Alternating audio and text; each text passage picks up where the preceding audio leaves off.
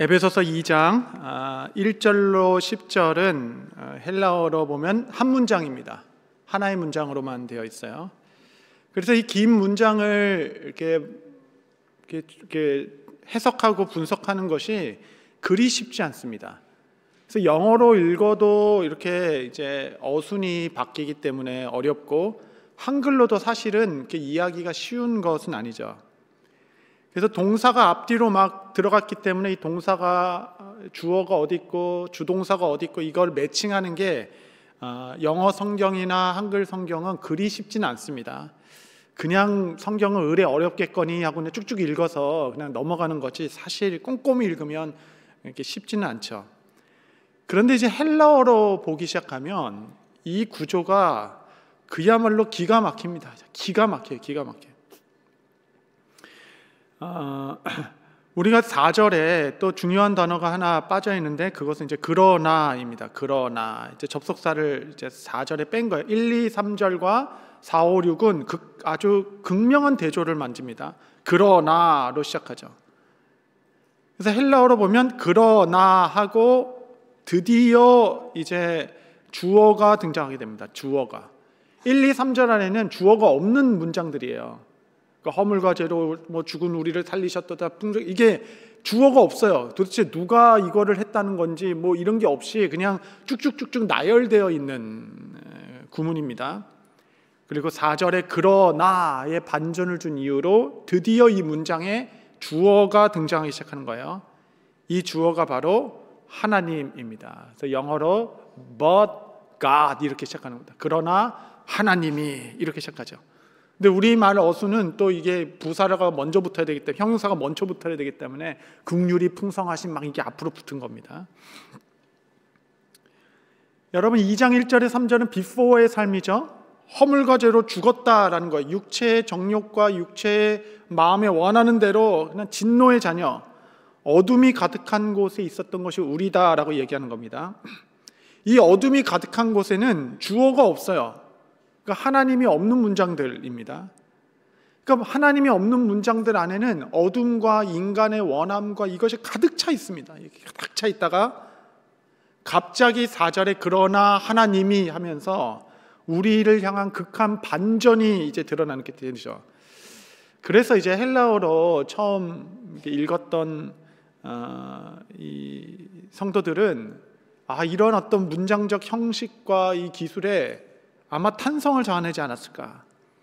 하나님이 없는 인생은 절망과 육체의 소욕과 진노와 어두움뿐이었으나, 그러나 하나님이 우리 가운데 소망의 빛이 되셨고 인도해 주셨고 완벽한 절망을 정말 구원 이후의 아름다운 삶으로 바꿔내셨다.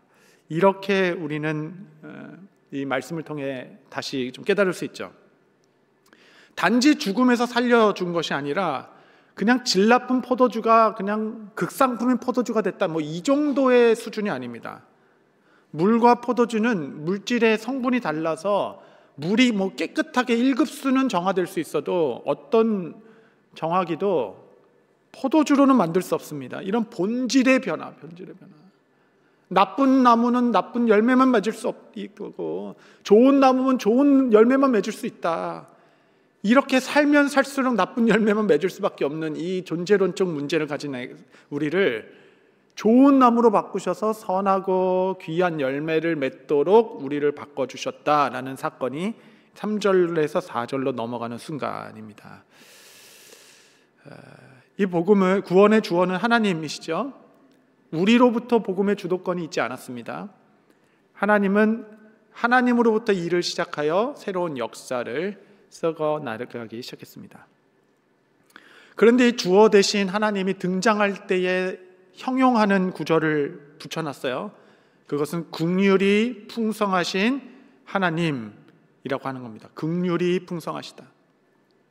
그러니까 이 대반전의 시작, 이 죽을 수밖에 없는 자를 영광의 자리로 바꾸는 그 힘과 동력은 바로 하나님의 긍휼이었다라고 이야기합니다. 긍휼. 여러분, 예수님께서 말씀하신 회개의 모범이 몇 가지가 있는데 그 중에 하나가 탕자의 돌이킴의 회개입니다. 근데 이 탕자의 회개는 특징이 하나 있어요. 특징은 회개의 동기가 강조되어 있지 않은 돌이킴입니다. 사실 그는 뉘우친 적이 없어요. 그는 갑자기 아버지를 향한 죄송한 마음과 막 사랑하는 마음이 불현듯 들었던 것이 아닙니다. 그는 양심의 가책도 사실 느낀 적은 없습니다. 다만 그저 이 고단한 생활, 이 비참한 생활을 살기보다는 그래도 아버지니까 가면은 종이라도 거기서 빌어먹는 게 낫겠다, 다소 자기중심적이고 이기적인 동기로 그래도 아버지께 가보자라는 걸음을 돌렸을 뿐입니다. 근데 이 회개의 강조점은 어디에 찍혀 있냐면 아버지가 멀리서 오는 아들을 보고 측은히 여겨, 여기에 이제 회개의 포커스가 있는 겁니다. 그러니까 여러분, 우리가 주님 앞에 와서 막 간절하게 막 기도하고 그 노력과 애씀의 회개의 열매에 포커스가 있는 것이 아니라 포인트는 그런 우리를 보는 하나님의 측은한 마음, 그 국률한 마음, 그 마음이 우리를 품어주게 되는 겁니다. 그래서 아버지가 신발도 벗어놓고 가서 왈칵 끌어안고 아무것도 묻지 않고 가락지 끼워주고 잔치 벌려주고, 그런 아버지의 사랑을 그 품에서 확인했을 때, 그 품에 푹 안겼을 때 그 안정감, 그 따뜻함, 내가 이걸 잊고 살았구나, 정말 아버지가 나를 이렇게 사랑했던 거구나 라는 그 사랑의 감동이 되기 시작했을 때 그 품 안에서 흐느껴 울기 시작했고, 그 다음에 뉘우치게 됐을 것입니다. 그러니까 돌이키고 다 이렇게 좀 이렇게 깨끗한 옷 입고 다 회개문 반성문 쓰고 그런 다음에 내가 회개 용서해 줄게는 세상의 방법이고, 하나님은 우선 오라, 내 안에 오라, 내 사랑 안에 거하라, 그러면 그 사랑이 우리를 돌이키게 한다라고 하는 것이 하나님 회개의 예로 하신 탕자 이야기 아니겠어요? 언제나 긍휼이 먼저입니다. 여러분, 이 땅에서 심판과 긍휼은 충돌하기 마련입니다. 늘 이것이 충돌하기 때문에 이 공의와 긍휼, 심판과 긍휼이 싸우면 누가 이기는가? 과연 누가 이깁니까? 야고보서 2장 13절 한번 같이 읽겠습니다. 시작. 긍휼 없는 심판이 있으리라. 긍휼은 아멘. 긍휼을 행하지 않는 자는 긍휼 없는 심판이 있을 거고, 긍휼은 심판을 이기고 자랑한다라는 겁니다. 여러분, 지금은 은혜의 시대이죠. 하나님께서는 나의 긍휼이 너를 향한 심판을 이긴다라고 얘기합니다. 그래서 긍휼이 이기는 자, 긍휼이 심판을 이기어 늘 우리를 공의로 대하기 이전에 하나님의 그 사랑으로 우리를 먼저 맞이해 주시는 그 하나님을 우리가 만나게 해야 되죠. 긍휼히 행하지 않는 자는 긍휼 없는 심판을 얻는다라고 했는데, 예수님께서는 긍휼히 여기는 자는 긍휼히 여김을 받게 될 것이다 라고 복으로 선언하게 됐습니다. 긍휼히 여기는 자는 긍휼히 여김을 받을 것이다. 가끔 이제 목회를 하고 신앙생활을 하다 보면 정말 왜 이렇게 복을 주실까, 정말 뭐 이유를 찾을 수 없는데도 자꾸 이렇게 기억하게 됩니다. 그런데 제가 뭐 기억도 나지 않는 그 사건이 기억날 때가 있어요. 아주 작은 순종이었죠.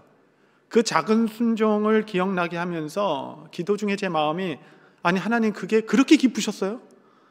아니 그게 정말 그렇게 기쁘셨어요? 그런 생각이 드는 겁니다.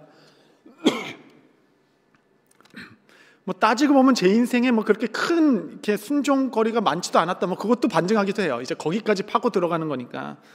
왜냐하면 하나님은 복 주실 이유를 찾으시는 분이시니까.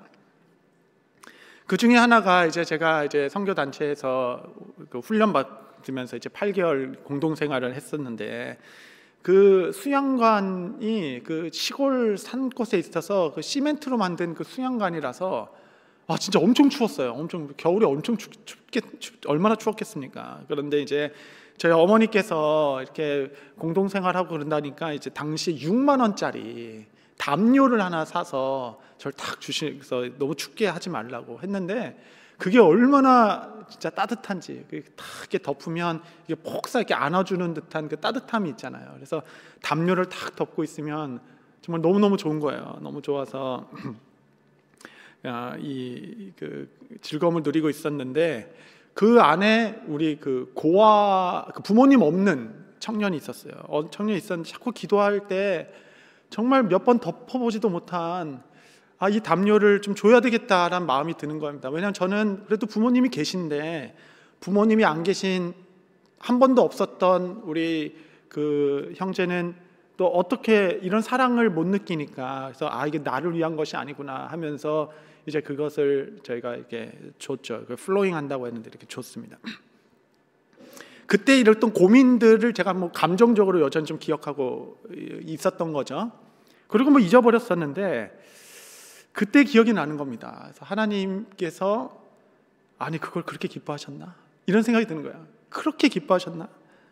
그래서 그 긍휼히 여기는 마음으로 우리를 긍휼히 여겨주시고 측은히 여겨주시고, 그것은 빈말이 아닐 것입니다. 하나님께서 이렇게 작은 순종, 또 소외되고 어려운 한 사람 한 사람을 이렇게 마음으로 돕는 작은 섬김들을 얼마나 기뻐하시는지 다시 한번 확인하게 되죠. 우리는 그 긍휼히 여김으로 받는 긍휼이 얼마나 놀라운 것인 것을 다시 한번 기억할 필요가 있습니다. 긍휼은 자비와는 또 다른 것입니다. 긍휼은 한마디로 역전이고 반전이에요. 아기 모세일 때에 아기는 다 죽였어야 돼가지고 그냥 갈대 상자의 나일강에 딱 떠나보냈는데, 하필은 바로의 공주가 그것을 딱 열어보았죠. 열어보았다는 게 중요한 게 아닙니다. 열어봤을 때 그 아기가 타이밍 좋게 울어 제꼈잖아요.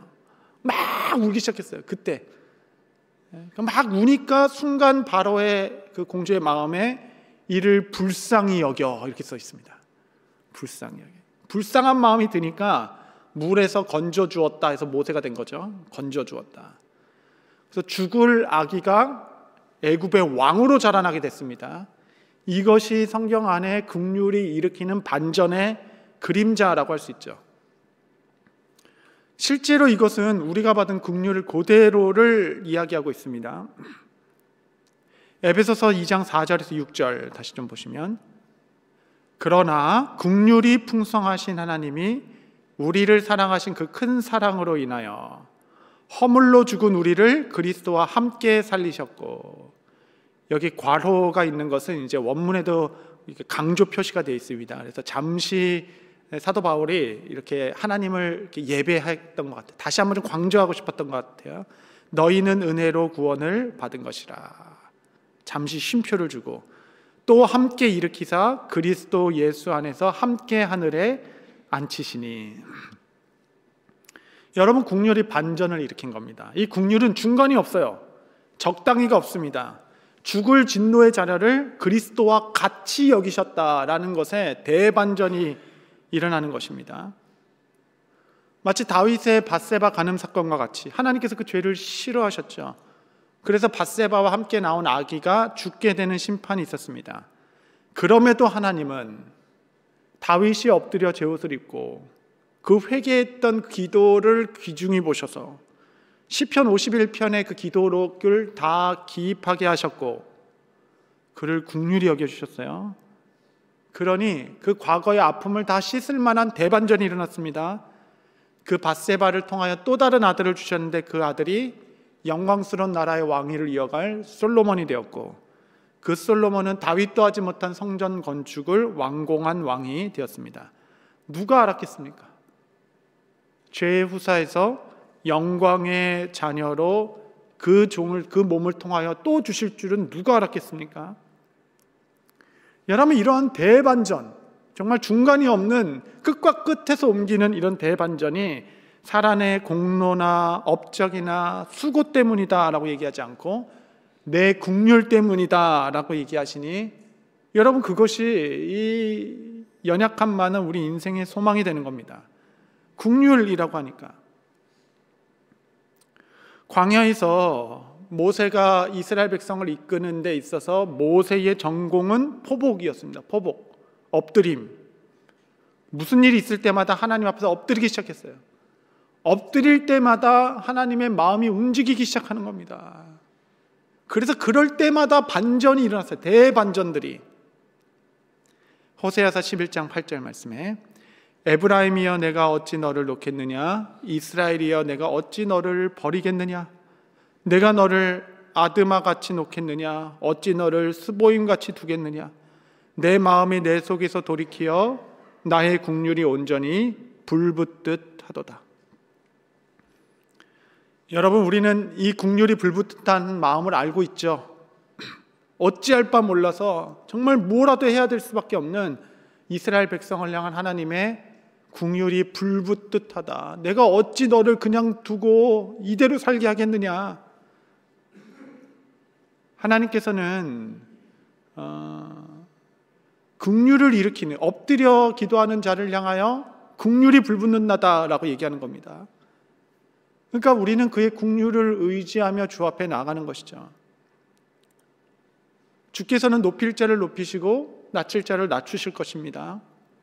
그의 통치는 정확할 것이에요. 이 새벽에도 우리가 주 앞에 나와서 머무는 이유는 그의 국률을 의지하여 엎드리는 것일 것입니다. 그러면 그 국률이 우리를 어떻게 이끌었는가? 이제 5절에서 6절이 있게 되는데, 이제 4절에 비로소 주어가 나오고 5절에서 6절에 비로소 동사가 나옵니다. 이제 동사가 5절, 6절에 연달아 붙어서 나와요. 그 세 가지의 동사가 함께 살리셨고 함께 일으키사 함께 하늘에 앉히셨으니 입니다. 진노의 자녀에서 그리스도와 함께 살리시고 일으키시고 앉히셨다. 하나님께서 진노의 자녀였던 우리를 그리스도와 함께 묶어주셨습니다. 그래서 그분에게 하셨던 그대로 우리에게 쏟아주셨어요. 그리스도가 받은 지위와 영광을 우리에게도 동일하게 주셨습니다. 그분과 하나 되어 부활하고 승천하고 높아지게 하며 하늘 보좌에 앉히셨다라고 얘기합니다. 예수님께서는 죄 많은 우리와 함께 묶이는 것에 두려워하지 않았습니다. 때로는 나 스스로도 내 자신이 부끄러운데 주님께서는 나를 부끄러워하지 아니하시고 나와 함께 묶이셔서 그 영광의 지위에 참여하게 하셨습니다. 우리가 함께 살리시고 일으키시다, 이 부활의 이야기들은 많이 좀 정립을 했는데, 세 번째, 함께 하늘에 앉히시다. 이 부분에 대해서 남은 시간 조금 더 집중해 보려고 합니다. 하늘에 앉히셨다. 이것이 구원 이후의 우리의 삶이죠. 하늘에 앉히신다라는 것은 이제 두 가지만 좀 집중해 보면, 하나는 수준이고 두 번째는 통치입니다. 수준과 통치, 수준과 통치. 오늘은 수준 조금 보고 내일은 그 통치를 좀 보려고 하는 것이에요. 나를 하늘에 앉히셨다. 여러분, 제일 중요한 게 자리 확인입니다. 자리 확인. 여러분, 하늘에 앉히셨다라는 것은 이제 함께라는 부사도 중요한데 시제도 중요합니다. 이것은 과거에 단순히 일어났던 사건이 아니라, 미래의 사건을 소망하는 것이 아니라 과거에 일어났던 완료된 행위, 과거 시제입니다. 과거 시제. 그러니까 너를 하늘에 앉힐 거야 라고 얘기하신 것이 아니에요. 앉히고 있어 진행형도 아닙니다. 과거의 단순한 일의 발생을 이야기하는 과거 사건. 내가 어제 사고 났었어. 내가 어제 짜장면 먹었어. 나를 하늘에 앉히셨다라는 선언입니다. 선언. 여러분, 이 자리는 지리적 자리가 아니라 수준의 자리입니다. 우리는 하늘 보좌에 주와 함께 다스리는 자리에 이미 앉은 자들입니다. 그래서 우리는 이 땅에 어떤 수준으로 살아가야 하는가? 결코 주눅들지 마라. 담대하게 살아가라. 이 정도 일로 낭망하지 마라. 그 정도 일에 신경 쓰지 마라. 제가 이제 주중에 새벽 설교도 하고 주일 설교도 준비하다 보니까 이게 막 이제 내용이 막 중간에 엉켜요. 그래도 감사한 거는 같은 사람 이야기라서 좀 쉽습니다. 그 바울이 그 바울이고 그 시기도 비슷해요. 이번에 이제 멜리데 섬에 가는데 멜리데 섬에서 이제 불쬐가지고 있는데 갑자기 독사가 와가지고 탁 물어버리거든요. 겨우 지금 광풍에서 살아나왔는데 뱀에 물려 또 죽게 되었습니다. 그때 사람들이 다 깜짝 놀라가지고 야, 다 죽게 되었다 이렇게 외칩니다. 그때 행동했던 바울의 모습이 멋있어요. 그게 수준입니다. 그게 유난 떨지 않고 그 물린 뱀을 불 위에 한번 툭 털어버렸습니다. 성경에 그렇게 나와요. 툭 털어버렸다. 그리고 그냥 살아가는 겁니다. 여러분, 이게 수준입니다. 이게 수준이에요. 난 낭망할 일이 너무 많고 신경 쓸 일이 너무 많고, 독사는 그냥 갑자기 그냥 나뭇가지 모아서 불 뗐는데 독사도 뭐 뜨거워서 나왔을 거 아니에요. 갑자기 불 쬐니까 뜨거워서 놀라가지고 나와서 이렇게 무는 건데, 독사에게 한번 물렸다고 해서 여러분 너무 안연하지 마시고 그냥 툭 털어버리십시오. 툭 털어버리십시오. 그것이 우리의 이 땅에 살아가는 어떤 수준 아니겠습니까? 우리는 세상에 맞지 않는 어떤 소외감을 갖고 살아가는 겁니다. 우리 이 땅의 적은 무리들이죠. 신자가 이 땅가에서 살면서 느끼는 소외감과 고독함은 어떤 일종의 당연한 부분일 수 있습니다. 이것은 축복으로서의 소외감일 것이에요. 세상과는 나는 궁합이 맞지가 않습니다. 대화가 되지 않아요. 왜냐하면 우리의 수준은 저 하늘에 앉아 있기 때문에 그렇습니다. 이 땅의 수준에서 이야기하는 거에 이게 다른 나라 말하는 것처럼 대화가 되지 않고, 이게 자꾸 이렇게 이해되지 못하고 소외되는 것은 일정 부분 우리가 감당하며 살아가야 합니다. 왜냐하면 우리는 이미 하늘 높은 곳에 앉아 있기 때문에 그럴 것입니다. 여러분, 우리는 세상이 조금 낯설어야 합니다. 세상이 너무 좋아가지고 이 안에 완전히 정착하는 삶도 좀 이상합니다. 여러분, 우리는 이미 하늘 보좌에 그의 국률하심으로 말미암아 앉혔다 하시오니, 여러분 당당하게 또 담대하게 독사에 물려도 그냥 툭툭 털어버리십시오. 그냥 툭툭 털어버리시고, 이 세상에는 조금 낯설게.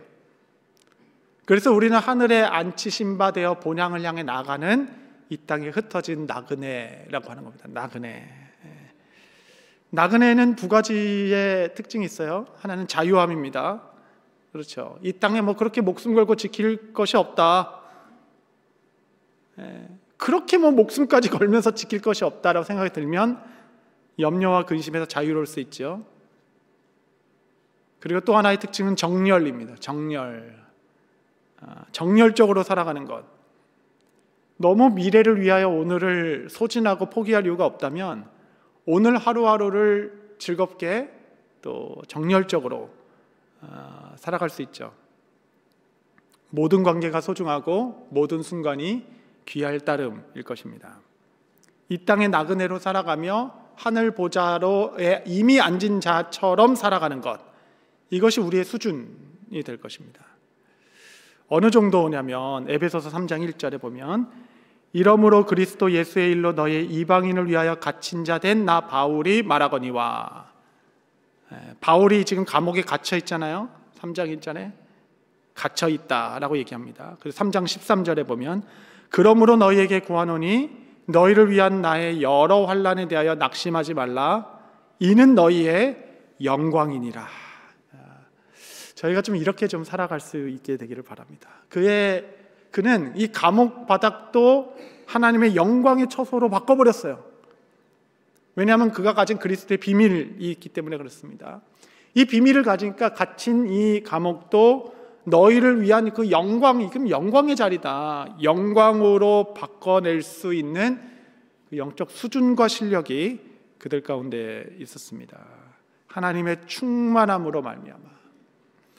그러므로 여러분 이 땅에 살아가는 동안 너무 스스로를 낮추기보다는 여러분의 고귀한 신분을 다시 확인하십시오. 나는 이미 하늘에 앉히심을 받은 자로서 나그네로 살아가다 보니 좀 소외감도 느끼고 고독함도 느낄 수 있고 세상이 좀 낯설기도 하고, 그럼에도 내가 선 모든 것을 하나님의 영광의 처소로 바꿀 수 있는 자, 하나님 그 통치 가운데 거하는 자. 하나님은 내가 구하고 내 나라에 이르기 위하여 너에게 축복과 약속을 축복과 약속을 가장 좋은 곳으로 너 인생을 채우겠다라고 약속하셨어요. 그 약속 믿고 내가 어디에 있든지 그곳을 영광의 처소로 바꿔가면서 본향에 나의 소속이 있는 자처럼 살아가는 담대함과 또 자유함, 또 정열과 또 집중된 삶, 이 세상에 다소 소외된 나그네로 살아갈지라도 아무 걱정 없습니다. 우리의 소속은 하늘에 이미 앉히셨기 때문에 그 긍휼에 의지하여 살아가시며 축복이 되는 저와 여러분 모두 되시기를 바랍니다.